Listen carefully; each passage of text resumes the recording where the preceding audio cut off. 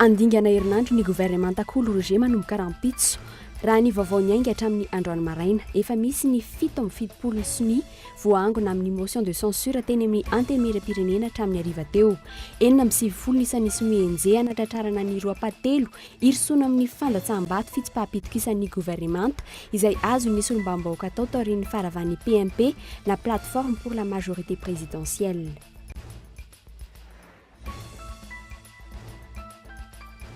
Niova tanteraka ny fomba fitenin'ny fianakaviandra Valomanina androany raha niaona tamin'ny mpanao gazety teny Faravohitra maraina io. Miantso amin'ny fampiresahana izy ireo ary tsy misy intsony ny ultimatum vitsy teny iray minitra raha ela indrindra ny conférence de presse ary tsy namaly ny fanontanian'ny mpanao gazety Ilalora Valomanana.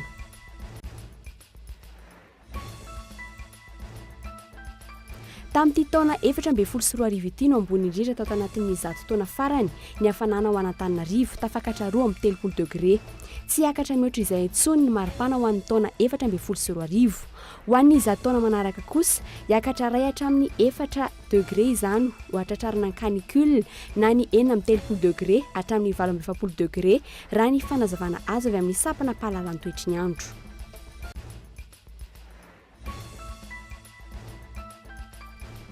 Vola mitetina 20 tapitrisa ariary no natolotra ny filoham-pirenena ho fanampiana Kamasomaly nandritra ny fankalazana ny 520 taona anjorony. Mihoatra ny 10 hetsy ireo mponina nahazo tombontsoa tamin'ny Kamaso Andralanitra nandritra izay 520 taona ny jorony izay. Tsy maintsy mitony ezaka hono Moper Pedro izay mpanorona n'ity fikambanan'ity nangataka fiara-miasa amin'ny fanjakana izy ireo.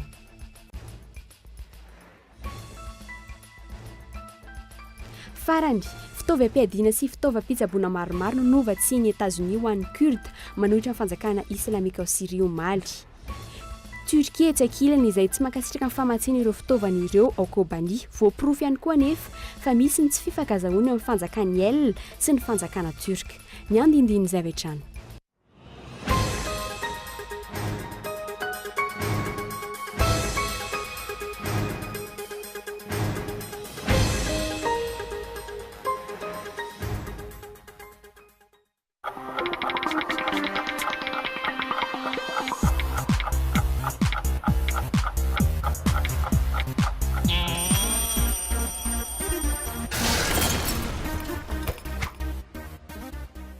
Université ASEM Manakambaïn, en partenariat avec IOSEG School of Management de Lille et de Paris, RUN, Réseau International Universitaire de Création Numérique, présente les filières suivantes: communication d'entreprise et communication publicitaire, gestion et management des affaires, droit et sciences politiques, informatique et électronique. Université ASEM Manakambaïn, porte ouverte mardi 21 et mercredi 22 octobre. Concours d'entrée en première année, lundi 27 et mardi 28 octobre. Université ASEM Manakambaïn, téléphone 22 295 34.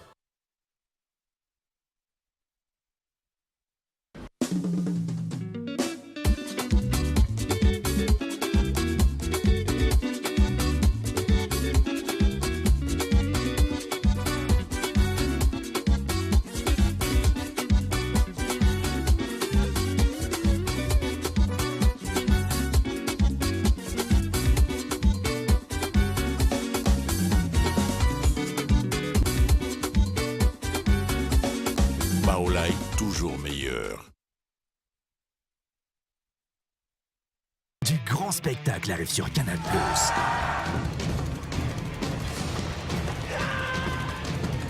Ben voilà! De qui s'agit-il? Mais qu'est-ce qu'ils ont, Jerry? Qu'est-ce qui se passe? Demain, je m'y tiens, je prends ma journée. Oh non, mais parce que j'ai tout négligé. Les films et les séries qu'on aime sont sur Canal+. Le décodeur est à 40 000 arrières seulement, pour tout paiement par prélèvement bancaire. Canal+.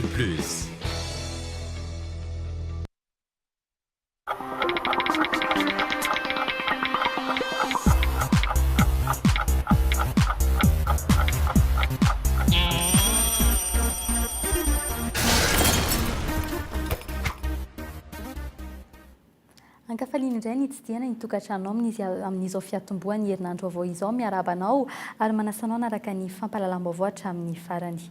eo amin'ny pejy politika avy hatrany tsy andingana herinandro ny gouvernemanta Kolo Roger manomboka rahampitso raha ny vaovao ny ainga hatramin'ny androany maraina efa misy 7 nisy ny voangona amin'ny motion de censure teny amin'ny anteny merapirenena hatramin'ny hariva teo motion de censure andravana ny gouvernemanta Kolo Roger taoriny ny faharavany PMP na ny plateforme pour la majorité présidentielle inona ny zavatra hitranga azo antoka fa mahavay ny vaovao manomboka rahampitso erinirina dabary.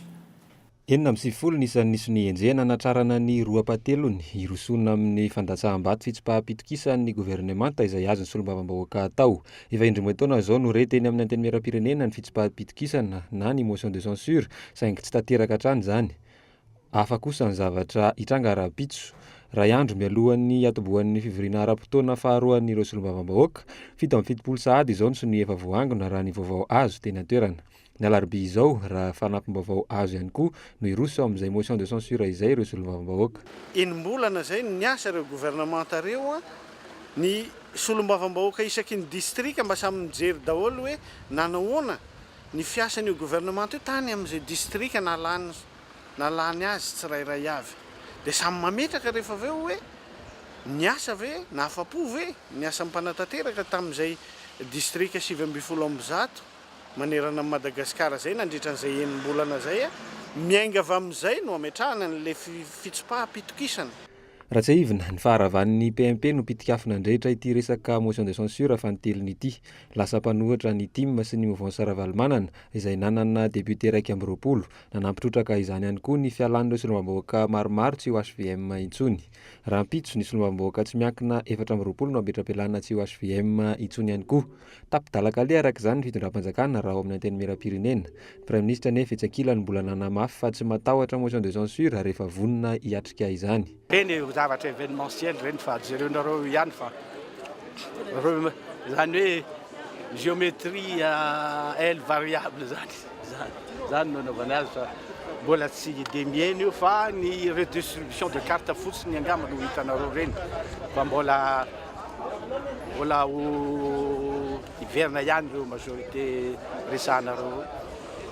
Ankoatr'ireo anarana efa eny fa nametra-pialanina tsy ho isan'ny vondrona parlementaire HVM intsony, re indray fa ho rava tanteraka ity vondrona parlementaire ny atokony fitondrana ity rahampitso.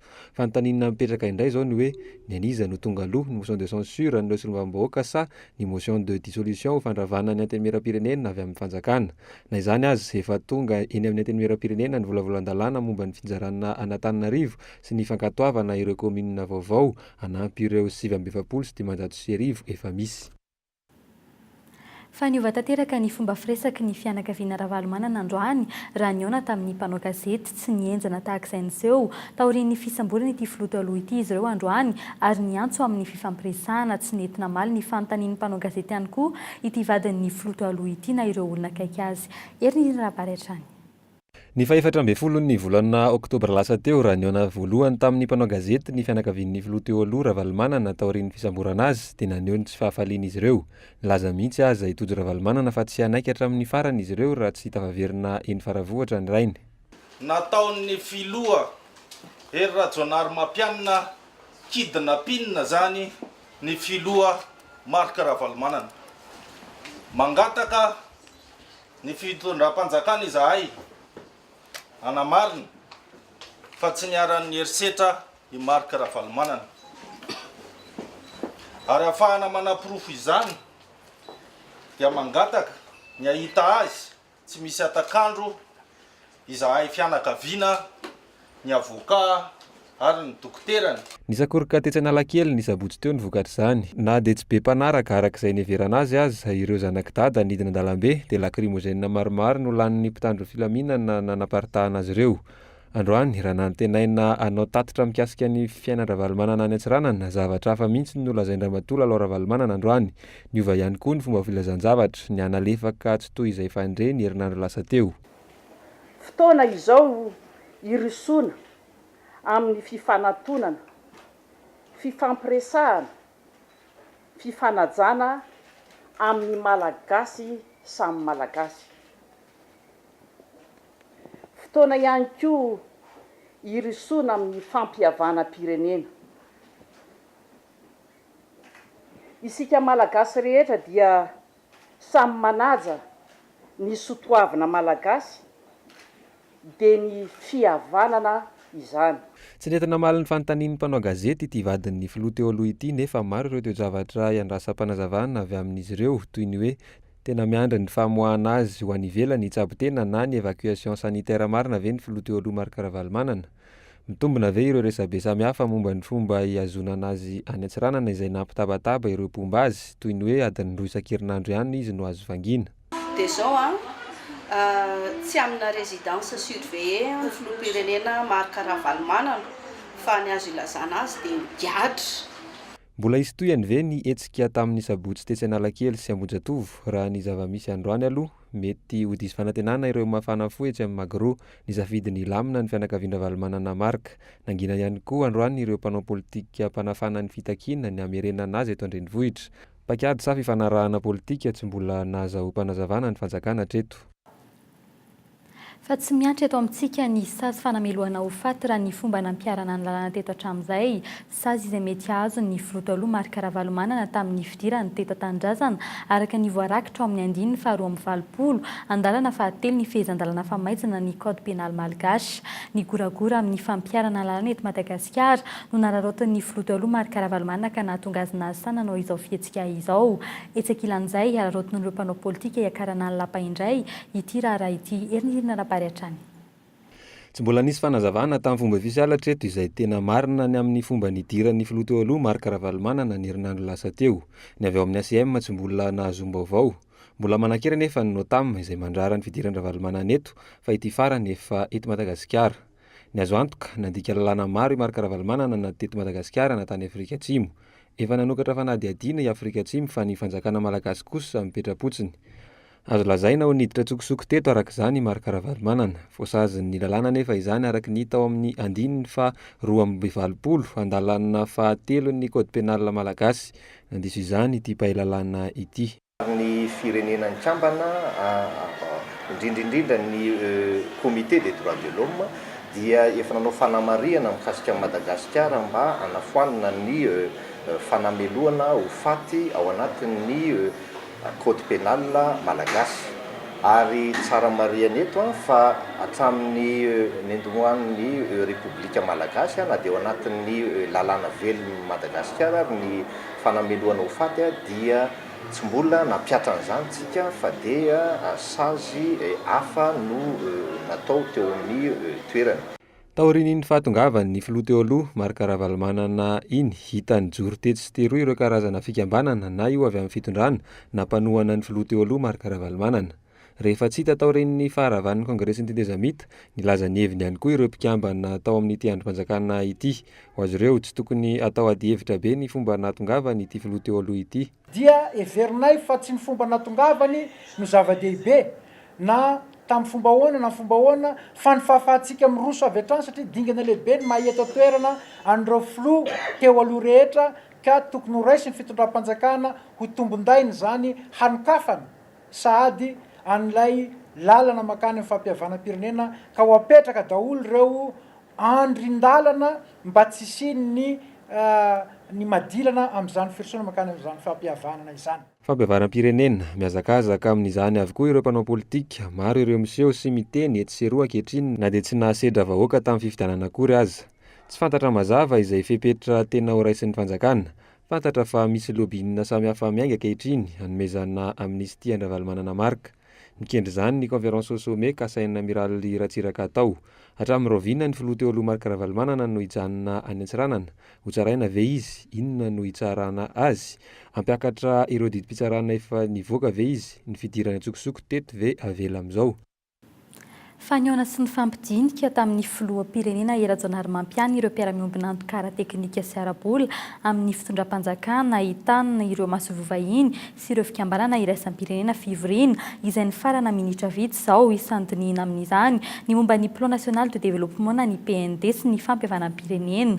Eto izany maritana ireo laharam-pahamehana iombonana arahina atrika sy isanjokajiny ity fihaonana ity izay voalohany taorian'ny akaran'ny filoham-pirenena Erajonary teo amin'ny fitondrana ary nampanantenainy tamin'ny 20 janoary farany teo. Andrasana moa ny fanehoan-kevitry ny filoham-pirenena orinty fivoriana ity mbola eny an-toerana ny namana mpanao gazety Njakamirana ankehitriny. Fanehoana tamin'ny manam-pahefana sy tompona ndraiky mpanjakana maro teto andrenivohitra ny sekretera jeneraly ny COI Jean-Claude Lesrac hatramin'ny farany herinandro teo teto Madagasikara nisongadina tamin'ny fihaonana tamin'ny filoham-pirenena fa tapa-kevitra ity farany rosany amin'ny fampiafanam-pirenena ny fitondram-panjakana nihaona tamin'ny ratsiraka Didier ihany koa ny COI ary ny fihaonana tampony ihany no narosiny amiraly ho vahaolana ho an'ny firenena taorian'izay dia nisy ihany koa ny fihaonana tamin'ny ministra Laurent Ravatomanga izay nanipika fa tokony hirisona ny fampiafanam pirenena saingy ny fihetsika amin'ny fanohitra amin'izany izay ataon'ny fanjakana ny manahirana ny mouvance ravalomanana ka isan'izany ny fomba nisamborana ny filoha teo aloha marika ravalomanana. Fa ivadika lafim-baovao hafa tanteraka kosa indray isika hiverina ny délestage ara-toekarena eto andrenivohitra amin'ny volana novambra ho avy izao. Tsy mbola misy vahaolana avy amin'ny ministeran'ny vola sy ny teti-bola momba ny fanodinana ireo milina ny jirama mamatsy an'Antananarivo sy ny manodidina délestage ara-teknika noho ny tsy fahampian'ny rano kosa no miantra ankehitriny isan'ny mampitarainam-pona nefa ny tsy fisiany ny fampahafantarana mazava ny ora sy ny fotoana tapahan'ny jiro anontolo ihary fantatra fa atao anatin'ny 10 andro dia tsy handeha afa-tsy adin'ny enina isan'andro ny jiro any an-toerana fanadihadiana. Ahevaika ny fahatapahan-jiro amin'ny volana novambra ho an'Antananarivo renivohitra raha ny zava-misy ankehitriny. Vahaolana ho an'ny volana oktobra no hita sy ny fanarahana farany teo amin'ny kampany tsolika ary ny nanokanina fanjakana vola 3 miliara ariary. Tsy mbola fantatra kosa izay vahaolana afaka 10 andro. Tsy nahazahoam-baovao mahakasika izany ny ministeran'ny vola sy ny teti-bola androany ary nilaza ireo tompona andraikitra nanontaniana fa tsy misy afaka mandray ny mpanao gazety. Ny trangany Toliara no isan'ny mampametra-panontaniana amin'ny besiny maro adiny 420 amin'ny 420 ora ihany no mandeha ny jiro hatramin'ny omaly izany hoe mahatratra hatramin'ny adiny 10 ny fahatapahana ny jirama Toliara ihany no nampahalizana ny mpanjifa. Eto andrenivohitra kosa sy amin'ny faritra sasany tsy misy fandrenesana, tsy misy filazana mialoha ny fahatapahan-jiro. Isa menomenona ireo mpandraraha samihafa eto andrenivohitra fa tiantoka hatramin'ny 700 ny vola ahodin'izy ireo isan'andro no efa manomboka misy ankehitriny. Tamin'ny semaine dernière iny izy tena matetika ela maharitra any amin'ny 3 heures de temps 4 heures de temps tamin'ity par jour tamin'ity semaine tety zany izy mba azo lasaina hoe mba eo amin'ny 15 minutes eo 20 minutes tsisy ninona azonay atao tsony dia zay zany mba hoe etaetanay zany mba tokony no avoakany jirama ihany koa fotoana tapahany jiro mba ahafahanay mandamina amin'ny programanay zany sy miorganize an'izay zavatra tokony nataonay hoe amin'izao kadra amin'izao zany tsika tsy tokony hampiasa jiro. Délestage ara-teknika vokatry ny fiainan'ny rano sy ny fahateran'ny fitaovana no ambaran'ny tompony araikitry ny jirama matetika fa mitranga ankehitriny. Andrasana ny fanatanterahany fanjakana ny orana artifisialy araka izay nampanentainan'ny mpitondra tenin'ny gouvernemanta farany teo. Ny olana izay hita fa miteraka tsy fahombiazana eny anivon'ny fiarahamonina satria dia misy fiantraikany tokoa ho an'ireo mpandraraha isan-tsokajiny. Amin'izao fotoana izao moa dia ao anatin'ny faharitran'ny rano ihany koa isika dia nandray fanapa-kevitra ihany koa ny fitondram-panjakana izay avy amin'ny alalan'ny ministeran'ny fitanterana fa hanao an'ilay orana artifisialy hamatsiana ny renirian-drano izay miaritra mampisy fiantraikany amin'ny tsy fananantsika herinaratra ireny. Ho an'ny ministeran'ny angovo izay mpiara teknika ny jirama ny vahaolana maritra no mila apetraka din'izao toerana 7 amin'ireo rian-drano 300 efa hita fa azo trandrana no nahitana mpiara-mombonantoka ankehitriny ametrahana toeram-pamokarana herinaratra mihodina amin'ny rano toy ny eny an-dekaleka. Efa nisy ihany koa ny famatsim-bola 20 tapitrisa dolara azo avy amin'ny mpamatsy vola ahafahana manatanteraka tetikasa amin'ny angovo azo avoazina eto Madagasikara. Vaovao farany avy amin'ny jirama ho an'ny Toliara manokana fantatra izao fa nidina an-tsehatra ny fanjakana namany olan'ny solika ariva atao anatin'ny 420 ora ny fahatapahan'ny jiro any an-toerana araka ny loharanom-baovao iray akaiky ny mpitondra fanjakana. Fa vaovao mahakasika ny toetry ny andro kosa indray niavaka ny fiakaran'ny hafanana teto Antananarivo tamin'ity taona 2024 ity no ambony indrindra tato anatin'ny 100 taona farany tafiakatra 2.30 degré ny maripany eto ampovoantany amin'izao fotoana izao amin'ity taona ity hatreo fa tsy hiakatra mihoatr'izay intsony ny maripana ho an'ny 100 taona manaraka kosa hiakatra 2 hatramin'ny 4 degré izany hoe hatratra ny canicule na ny 9.30 degré hatramin'ny 12.20 degré raha ny fanazavana azo avy amin'ny sampana pahalala ny toetry ny andro. Misy larana arjona. Mafana be. Efa tena tady sozaka indrindra fa ny ankizy kely. Mafana. Mila tsy zaka mihitsy izy indraindray Niakatra 3 degré Celsius ny maripana eto Antananarivo raha mitany tamin'ny herintaona, raha toa ka 7 degré Celsius ny maripana ambondrindra ny volana oktobra 2022. Tafiakatra 3 degré kosa izany tamin'ity taona ity, mitovy amin'ny maripana ny Mahajanga sy Nosy be amin'ny volana desambra sy janoary. Hatreo ihany anefa ny fiakaran'izay maripan'izay raha ho amin'ity taona ity raha ny fanazavana azo. Fiakaran'ny maripana be loatra no canicule, izany hoe mety ho tonga hoe 36 degré zany tsika, any zany maripana max hoe canicule, fa tsika tsy ho tafahoatra 34 ary tsy otratratsika mihitsy raha ho Antananarivo fa Ambatondrazaka aloha fa nahatratra fa Antananarivo zay resahantsika zay, izany hoe maripanantsika eto amin'ny haute terre zany tokony tsy ohatry ny 30 degré, tsika nefa zao mihoatra kely tsika tamin'ity taona ity, fa ny canicule raha tsy efa 36 48 tsy ho tratran'izany tsika eto amin'ny haute terre ka. Arak'izany na dia isan'ny hafananam-bondrindra tato anatin'ny zato taona farany azy izao any Antananarivo, ho amin'ity taona ity tsy atahorana ny mety hakaran'ny maripana mihoatra ny 13 degré Celsius. Izany hoe tsy atahorana ny ahatratrarana ny canicule na ny fiakaran'ny maripana ho enina amin'ny 13 degré Celsius hatramin'ny 20 degré Celsius, izay mahafaty olona maro any Europa isan-taona ny eto Madagasikara. Ohatra fa 20 degré hatramin'ny 1 degré Celsius ny fiakaran'ny maripana teto Madagasikara nandritra ny 10 taona lasa raha ny statistika avy amin'ny JEC na ny groupe d'experts intergouvernemental sur l'évolution du climat. Mbola hiakatra ihany anefa izany ho an'ny 10 taona manaraka. Dia raha ny tatitra fahadimy ny JEC ihany izay mivoaka tamin'ity taona ity dia ao amin'ny mandrapahatonga ny taona 1900 na 2100 dia eo anelanelany 1 degré Celsius ka hatramin'ny 4 degré Celsius mety fihafanan'ny maripana eto Madagasikara manokana. Fitombon'ny maripana, fiakaran'ny maripana zany. Io dia miankina amin'ny fandraisana andraikitry ny ny firenena maneran-tany satria fiovan'ny toetrandro izy tsy ny atmosfera eran'ny tany manana fa tsy ny hoe ny eto amintsika ihany. Dikan'izany raha mandray andraikitra ny firenena maneran-tany miara mandray andraikitra ny olona tsirairay mihitsy. Tsy hitsahatra hitombo ny maripana eto Madagasikara raha mitony fanomban'ny zanak'olombelona ny tontolo iainana. Etsy ankilany, manomboka hita mitobaka eny an-tsena amin'izao fotoana izao ny akanjo manify, ny akanjo fohy, ny elo sy ireo maro hafa. Hatreto manodidina ny 12 hatramin'ny 13 degré Celsius ny maripana eto Madagasikara. Faraky ny fanambaranao teny anatin'ireo lohateny vaovao vola mitetina 20 tapitrisa ariary natolotry ny filoham-pirenena ho fanampiana ny Akamasoa Omaly nandritry ny fankalazana ny 20 taona ny hijoroany mihoatry ny 5 alina ireo mponina nahazo tombotsoa tamin'ny Akamasoa Andralanitra nandritry izay 20 taona ny sin'izay. Tsy maintsy hitony ezaka ho ny filoha-mpanorona ary mangataka hatrany ny fiara-miasa amin'ny mpitondra fanjakan'izy ireo. Fanadina hoentinika eto Andretsilavo.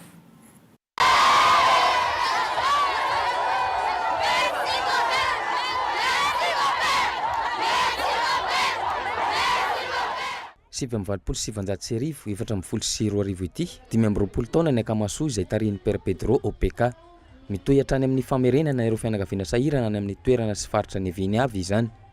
Eo ihany koa ny fanorenana toeram-ponenana ho an'ireo tsy manan-kelofana. Mihoatra ny 3 arivo ireo trano efa naorina ary nahitana mponina miisa 2 alina. 2 arivo sy 1 alina ny ankizy nampidirina an-tsekoly nanomboka maternelle hatrany amin'ny terminal. Ankoatr'izay ny fampihofanana arak'asa ho an'ireo tanora sy ny fikarakarana ny fahasalamana ara-batana, ara-tsaina sy ara-panahy ary ny fanomezana asa. Ho an'ny fahasalamana manokana, nahatratra 3 hetsy ireo marary noraisina tanana nandritra izay 20 taona izay.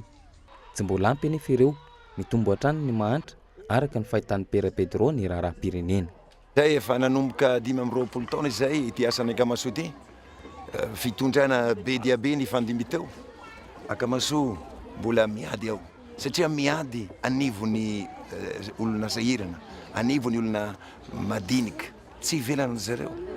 Ka noho izany na mifandimby toy inona le fanjakana eto amin'ny toerana dia izahay miasa ihany. Zay voatery manjoso ihany, voatery mampianatra ny ankizy ihany, voatery mamorona sekoly vaovao isan-taona satria mitombo ny ankizy.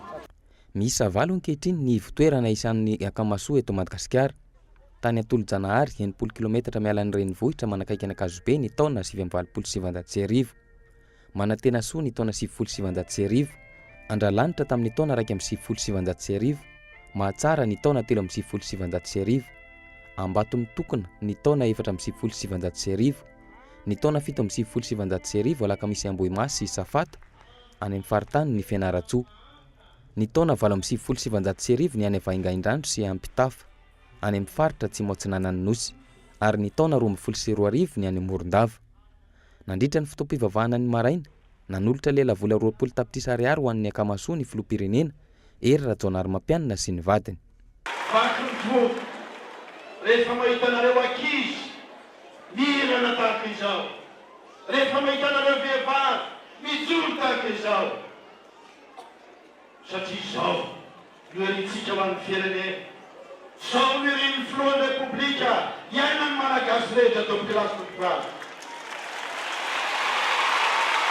Isan'ny andrasana amin'ny fanjakana malagasy ny ametraka paikady mazava hoento mampiena tsikelikely ny fahantrana raha nitetika asa fanomezana trano fonenana ampahany kely dia kely ny vola nampiasain'ny Père Pedro tao anatiny 520 taona raha mitaha amin'ny vola nampiasain'ny fanjakana tao anatin'izany vanim-potoana izany. Raha ny zava-misy hita mivaingana kokoa ny zava-bitany ity fikambanana tantanan'ny pretra lazarista ity ary ireto afaka mifalifaly ireto no mahita tombontsoa tamin'izany. Ireo mponina eny amin'ny akamasoa ankehitriny izay ampahany ihany amin'ireo 10 mihetsy nahita soa hatramin'izay.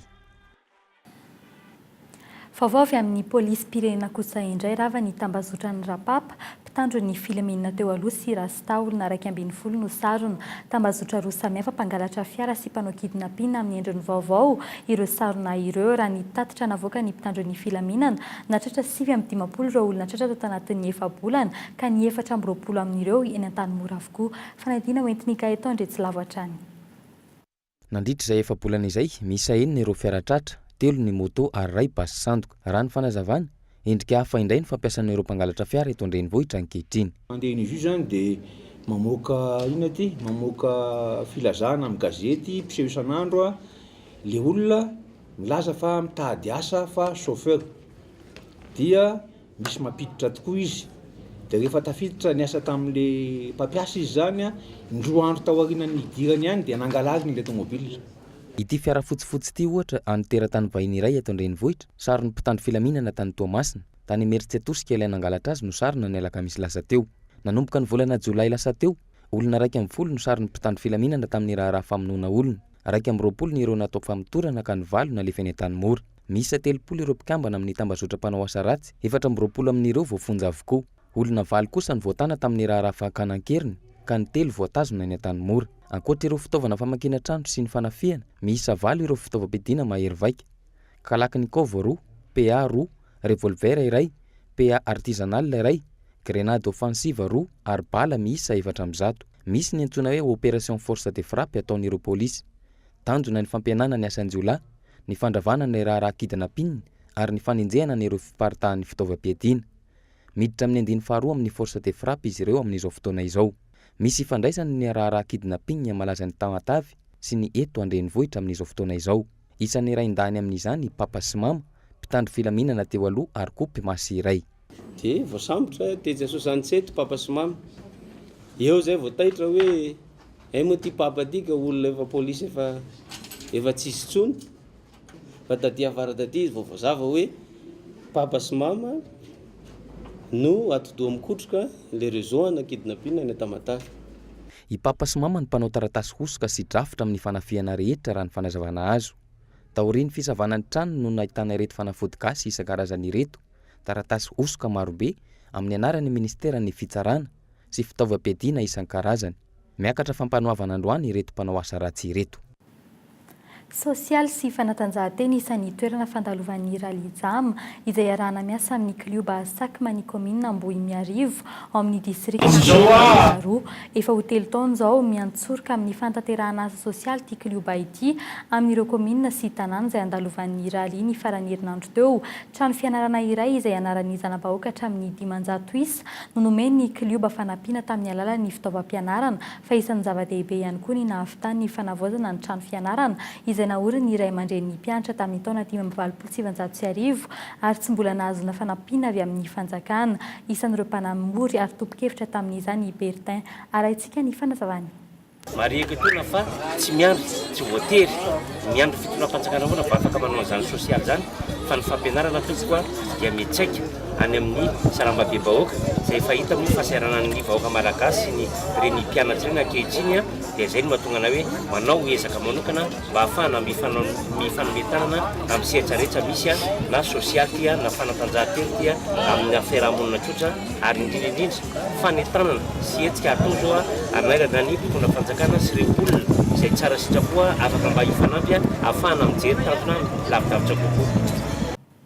Pejin'ny kolontsaina kosa indray rege gadokira mivotakaly sy fitiavana izany no mentin'ireo tarika avy any Afrika Atsimo miaraka amin'ny mpanao hosodoko iray amin'ny hetsika carambole spirit tour 2014 by coup d'état hiavaka amin'ity hetsika ity ny fampiarahana ny mozika ataon'ireto tarika ireto amin'ny fampiratiana sary hosodoko ataony Isaka Zali hanomboka rahampitso ny hetsika andiany faharoa ao amin'ny Alliance Française Antananarivo nanaovana ny fanokafana izany hetsika izany amin'ny enora sy sasany tety fahatra maro ny hetsika Antananarivo Antsirabe Toliary Ranohiry Salo ary Antsiranana no isan'ny andalovan'izany eto Antananarivo ihany koa nanaovana ny famaranana izany ny 5 novambra ho avy izao fanampanazavana.